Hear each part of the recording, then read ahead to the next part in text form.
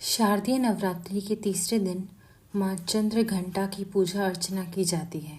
साथ ही उनके निमित्त व्रत उपवास रखा जाता है। सनातन शास्त्रों में निहित है कि माँ ममता की सागर है। उनकी महिमा निराली है।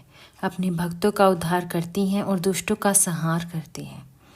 धार्मिक मत है कि शारदीय नवरात्रि के तीसरे दिन श्रद्धा भाव से माँ चंद्र घंटा की उपासना करने से साधक को सभी मनोकामनाएं यथाशीघ्र पूर्ण होती हैं। साथ ही घर में सुख समृद्धि और खुशहाली आती है। अगर आप भी माँ चंद्र घंटा की कृपा के भागी बनना चाहते हैं तो विधि पूर्वक माँ की पूजा उपासना करें। साथ ही पूजा के समय व्रत कथा का पाठ अवश्य करिए। आइए व्रत कथा सुनते हैं। चिरकाल में महिषासुर नामक असुर का आतंक बढ़ गया था। उनके आतंक से तीनों लोक में हाहाकार मच गया था। भगवान द्वारा प्रदत्त अतुल बल से महिषासुर बहुत शक्तिशाली बन गया था।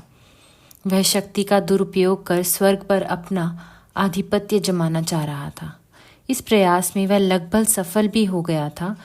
उस समय स्वर्ग के देवता भयभीत हो उठे। स्वयं स्वर्ग इंद्र नरेश भी चिंतित हो उठे। महिषासुर स्वर्ग का सिंहासन पाना चाहता था।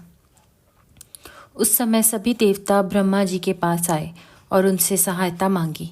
ब्रह्मा जी बोले, वर्तमान समय में तो महिषासुर को परास्त करना आसान नहीं है।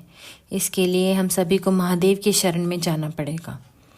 उस समय सभी देवता सबसे पहले जगत के पालनहार भगवान विष्णु के पास गए और उनसे सहमति लेकर सभी महादेव के पास कैलाश पहुँचे। स्वर्ग नरेश इंद्र ने आप बीती महादेव को सुनाई। स्वर्ग नरेश इंद्र की बात सुन महादेव क्रोधित होकर बोले, महिषासुर अपने बल का गलत तरीके से प्रयोग कर रहा है। इसके लिए उसे अवश्य दंड मिलेगा।